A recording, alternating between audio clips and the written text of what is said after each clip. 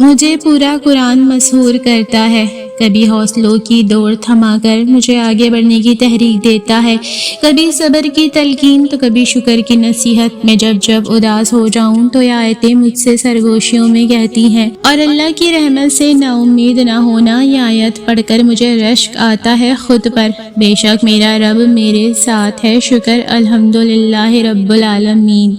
جو کہانی تہجد تک پہنچ جاتی ہے وہ کبھی ادھوری نہیں رہتی۔ چاہت سے نصیب تک کا جو فاصلہ ہے وہ بس تہجد کی ایک دعا کا ہے۔ تہجد میں بہنے والا ہر آنسو اللہ سے کن کہنے کی سفارش کرتا، اور پھر آپ کا صبر خوشیوں میں بدل دیا جاتا ہے، آپ کا ہر انشاءاللہ الحمدللہ بن جاتا ہے۔ صبر کرنے والوں کو اللہ بھی دوست کہتا ہے۔ اللہ کو صابرین بہت پسند ہے۔ آپ کا صبر بھی اللہ دیکھ رہا ہے، آپ کے آنسو کا ایک ایک قطرہ اس کے نزدیک بہت قیمتی ہے۔ بس صبر کا دامن تھامے رکھیں، یہاں تک کہ صبر کا خوبصورت صلہ دے دیا جائے گا اور آپ کا دامن خوشیوں سے بھر دیا جائے گا انشاءاللہ۔ اس کی رضا میں راضی رہو، اس خوبصورت جملے کا مطلب ہے اللہ تعالیٰ کی مرضی میں راضی رہو، یعنی جو کچھ وہ چاہے، جیسا وہ چاہے، اس پر دل سے راضی رہنا۔ یہ صبر، شکر، توکل اور تسلیم و رضا کا اعلیٰ درجہ ہے۔ جب انسان خوشی یا غم، کامیابی یا ناکامی، سب کو اللہ کی حکمت کا حصہ سمجھ کر دل سے قبول کرے۔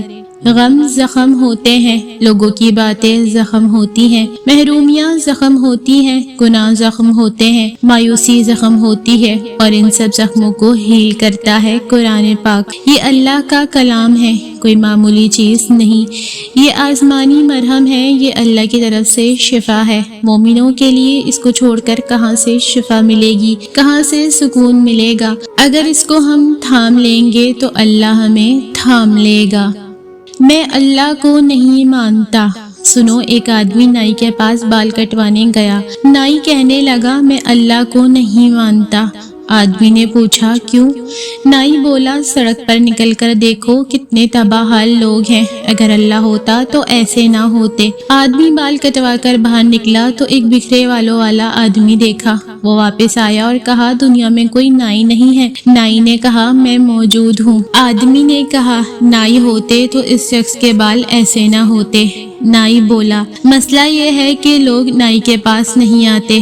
آدمی نے کہا اسی طرح اللہ موجود ہے مگر لوگ اللہ کی طرف نہیں آتے۔ اگر لوگ اللہ کی طرف آئیں تو اللہ ضرور ان کے حالات بہتر فرمائے۔ نتیجہ اللہ ہمیشہ موجود ہے، ہمیں صرف اس کی طرف رجوع کرنا چاہیے۔ پرندے یہ غلطیاں کبھی نہیں کرتے جو انسان روز کرتے ہیں۔ وہ رات کے وقت کچھ نہیں کھاتے، وہ رات گئے ادھر ادھر نہیں بھٹکتے اور گھومتے پھرتے۔ وہ اپنے بچوں کو صحیح اور صحیح وقت پر سکھاتے ہیں، کبھی زیادہ نہیں کھاتے چاہے کتنا ہی کھانا دستیاب ہو۔ وہ تھوڑا سا کھاتے ہیں اور اڑ جاتے ہیں، اپنے ساتھ کچھ نہیں لے جاتے۔ جیسے ہی رات ہوتی ہے وہ جلدی سو جاتے ہیں اور صبح سویرے اٹھتے ہیں، خوشی اور توانائی کے ساتھ چہچہاتے ہیں۔ وہ دن بھر اپنے جسم کو متحرک رکھتے ہیں اور صرف رات کو آرام کرتے ہیں۔ اس طرح زندگی گزارنا دل، گردوں اور جگر کو صحت مند رکھنے میں مدد دیتا ہے۔ وہ اپنی قدرتی غذا کو بار بار تبدیل نہیں کرتے۔ جب وہ بیمار محسوس کرتے ہیں تو کھانا چھوڑ دیتے ہیں اور صحت یاب ہونے کے بعد ہی دوبارہ کھاتے ہیں۔ وہ اپنے بچوں کو مکمل محبت اور دیکھ بھال دیتے ہیں۔ وہ فطرت سے صرف اتنا ہی لیتے ہیں جتنی انہیں واقعی ضرورت ہوتی ہے۔ ہم ہمیشہ نعمتوں کو اپنی نیکیوں کا انعام سمجھتے ہیں اور مصیبتوں کو گناہوں کی سزا۔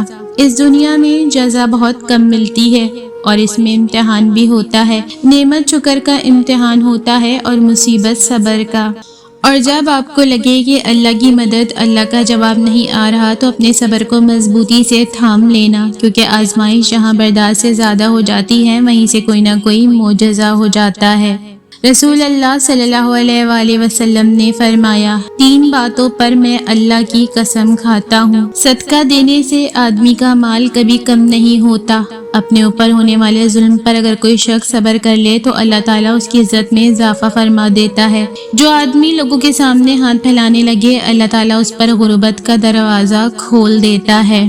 اے ایمان والو، جب جمعے کے دن نماز کے لیے اذان دی جائے تو خرید و فروخت چھوڑ کر اللہ کے ذکر کی طرف دوڑو، یہی تمہارے لیے بہتر ہے اگر تم جانو۔ دعاؤں میں تاثیر آپ کی طلب سے آتی ہے اور تاخیر آپ کی بہتری کے لیے ہوتی ہے۔